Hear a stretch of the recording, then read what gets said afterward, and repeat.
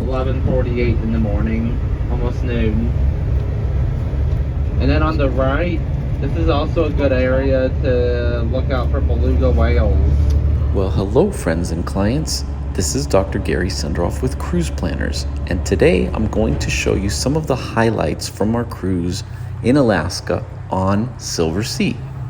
Here are some highlights on the drive from Anchorage to Seward to meet the ship. It's famous for world-class salmon and halibut fishing. If your cruise starts or ends in Seward, it is about a 3-hour drive from Anchorage, but I can tell you the entire trip, it is absolutely beautiful and very scenic. And here we are arriving right into the port of Seward, and we're going to see the Silver Muse in just a second, our home for the next 7 days. And we chose Silversea because it's mostly inclusive, so there's no out-of-pocket nickel and diming like most of the major mass market cruise lines. And for the entire week, this was the longest line. This is your cruise card. It is your key for your room. It is your charge card for all purchases on board the ship. It's also a boarding pass. And 10 minutes later, we are ready to board the Silver Muse, and here she is. Today's video will encompass some highlights that you can expect while touring in Alaska. There are several, but these are some of the ones that we chose. And we also chose Silversea due to its inclusiveness, as I've mentioned before, and I'm going to give you a tour, including our cabin. And on Silversea, it is all suites. So this is the minimum suite with a terrace. I do have a full ship tour on my channel, since this will not focus on that, as well as a separate tour on this particular suite and some of the larger suites as well. We are a top producing account with Silversea Cruises. So if you don't already have a great travel agent that you're working with, I'm going to add my email at the end of this episode so you could book your next Silversea cruise with me, as I will walk you through the process and of course get you the best value. So this is the most typical suite on this ship, which, as you could see, is spacious and contemporary. They all have built-in TVs in the mirror, all suites come with butlers, and they do not nickel and dime you to death. So it's mostly inclusive, and that means that your alcoholic beverages are taken care of, and even the shore excursions, which are typically quite costly in Alaska. Whatever type of beverage you like, they'll also stock the fridge with whatever it is that you like, and I can arrange that for you before you even get on the ship. This is how they do room service aboard. Everybody has a butler, so when you order room service and you're ready to go to Alaska and you get your breakfast in the morning, they actually come in, they fold this table for you, and they set it up so that you could enjoy your day after a nice breakfast in your cabin. But you could always go to one of the dining rooms and all that kind of stuff, of course.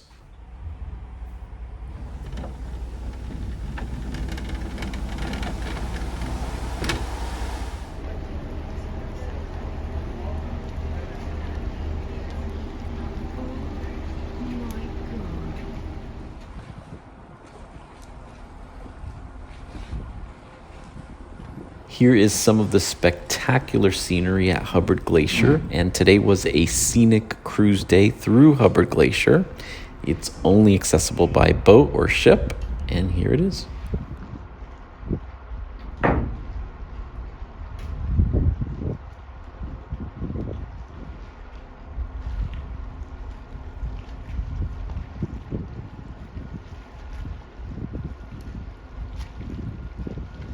In Juneau, there's so many beautiful things to do. We went on a really nice hike right near Mendenhall Glacier and saw this absolutely spectacular waterfall.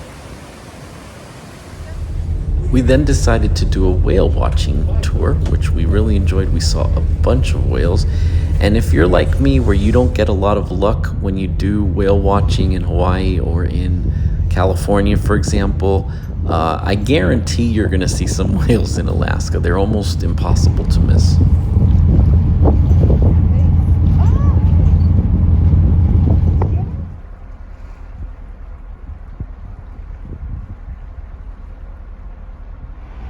In Skagway, we did the White Pass Scenic Railway. They are all historical railway cars, and this really is one of the most scenic rail tours you could do for the day. It's about 2 to 3 hours all the way through. So they take you all the way up to the summit and then you come down. So if you look at the vintage rail cars that you'll be sitting in, they're all a little bit different. For example, the car that we just walked through reminds me of an old school bus. But if you make your way to the back, just one car in this particular situation, you're going to see a more open seating plan with tables, and I just think it's a lot more comfortable.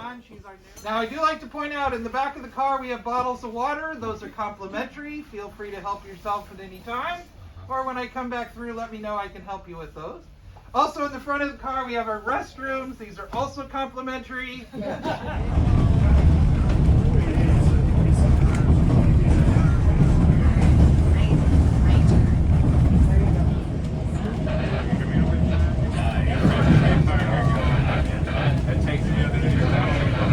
Greenery of the Tongass National Forest spans 500 miles of southeast Alaska.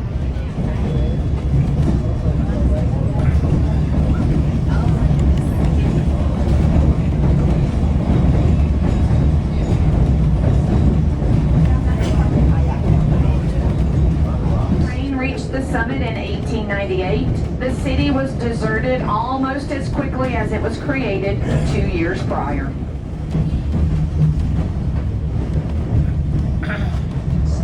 I can't. Why do I feel like we're leaving?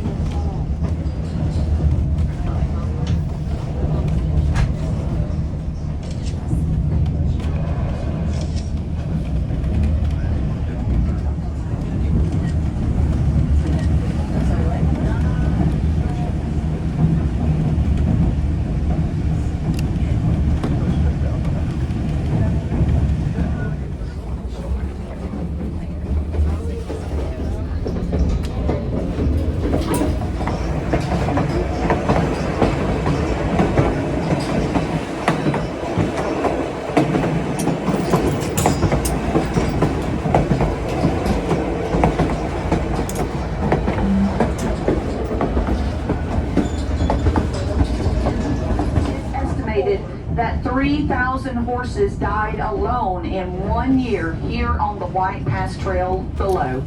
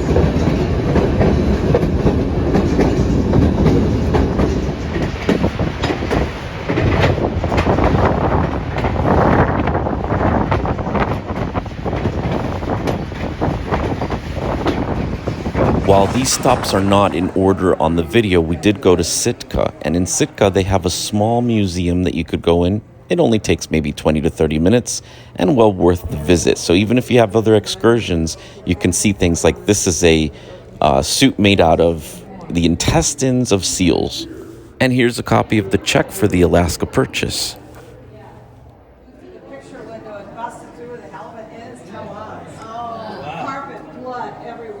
So as you could see, Sitka is one of the ports that is only available by tender, so they don't dock into Sitka.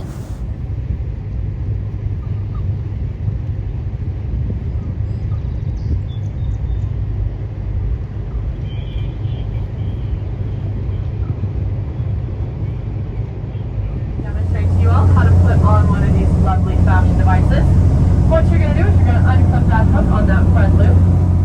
We then went out to another wildlife outing on a boat, and we discovered some beautiful sea lions and sea otters, which you'll be able to see here, and of course some humpback whales. So this was quite a nice treat.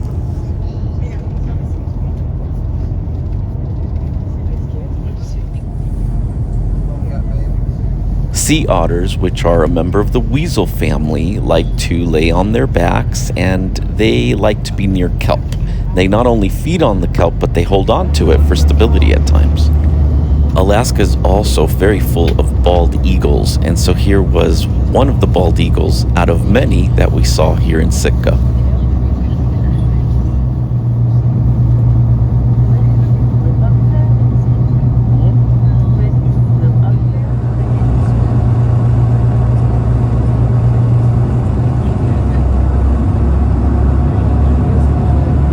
And these white things that you see floating are actually jellyfish. They like to stay in the brackish waters where it's between salt and fresh water. It's very interesting. And here's some sea lions. True of our stellar sea lions, only of California sea lions. These guys use more of kind of this guttural chest-based noise, and I think they sound like they're burping at you. So they don't have the best manners, but they get away with it because they're kind of cute. So they're just about at our 9-10 o'clock, folks.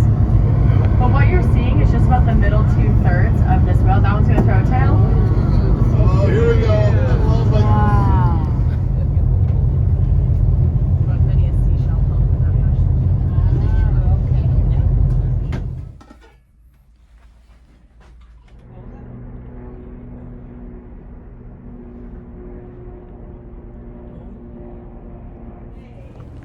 Hello.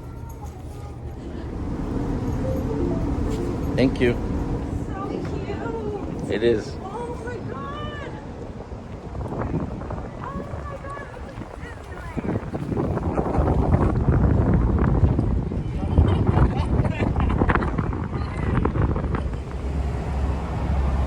Ketchikan really does look like Disneyland, as you heard my wife in the background, and it is absolutely beautiful. And here we did a photo safari, which consisted of taking us to the post office, which had a beautiful view of the Tongass National Park or Forest, and also we went to other places as well and visited a totem pole park, which you'll see in a minute. And of course, we visited Creek Street, which you could walk to right from the ship, and it's absolutely beautiful to see. I thought it was just the best place in the world to live, and the best way to being an artist. And so it's been a long time since I've dealt with the technology of the digital age.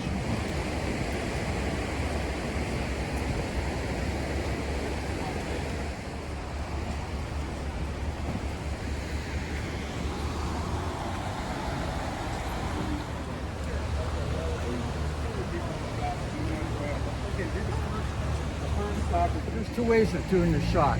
You can screen out all the buildings, this beautiful stream, take a picture of the stream and the foliage around it, and you've got a wilderness shot. Most of these houses were houses of ill repute, and it operated from the 1920s to 1954. And there was an article that came out in 1926 in the San Francisco Examiner, and it said in Ketchikan that life was not only defiant, but it was wicked, but it was defiant. A guy with a kind of bad posture, and he's always scowling. My overall impression was that Emery couldn't have any fun in life. Nobody else is going to have fun. You walk up there, which is the dominant tree in the forest. Some down here, young ones, salmon bear, galore, and flags. So that's this band. There are a few king salmon now.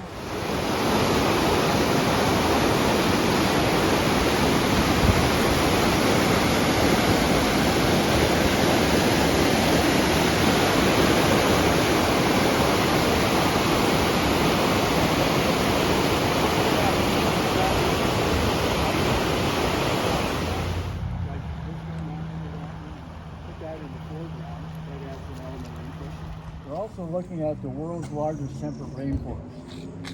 This rainforest goes from Northern California to Kodiak. One of the places we visited was the Ketchikan Marina, and at this marina, we happened to see some more bald eagles. They didn't really picture very well on this scene, but I assure you they were actually a very beautiful sight to behold.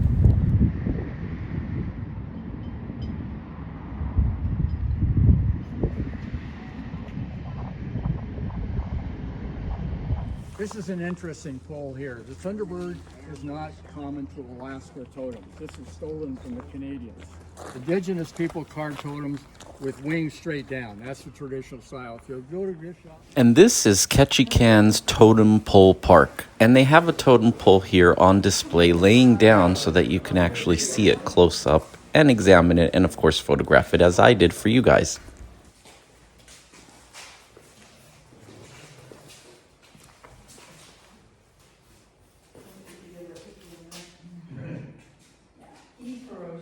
It's actually quite lush here, very green and on the bay. And we're going to enter into a Native American home which was once used. This was used not just for ceremonial purposes, but people actually lived here. Okay, we're going here. Oh, we're going here.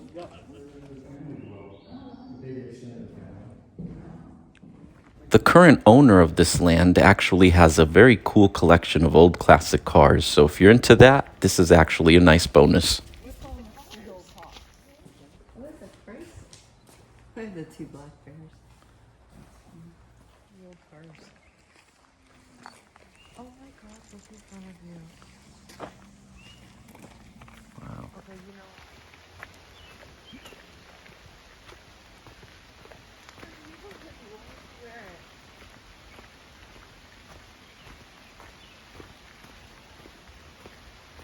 On the grounds, there's an expansive gift shop so you can purchase things that you may have forgotten.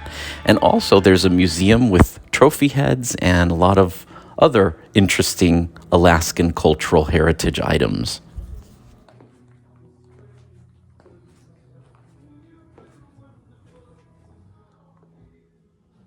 Silversea Cruises is in the ultra luxury category, so it's at the top of the line when you're doing Alaska. And if you didn't already know that, here's a little bit of the ship, and I do have a full tour of the ship as well as some of the cabins on my channel, so go and take a look. Silversea really has an understated luxury to it, including the fact that every single room is a suite on board.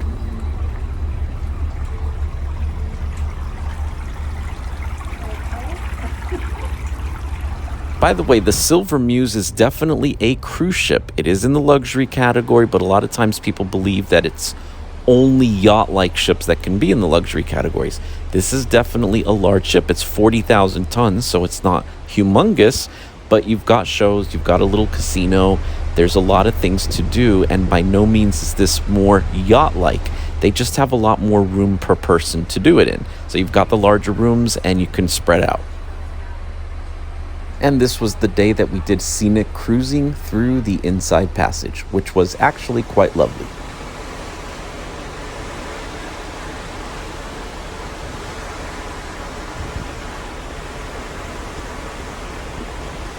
For the best value on a Silversea cruise or to Alaska in general, email me at gary.senderoff@cruiseplanners.com. And don't forget to go to my website, www.tourdoctors.com, and register yourself for my VIP email list. I'd love to get your comments. Don't forget to click like, and please subscribe if you want to see more videos like this. Thanks for watching.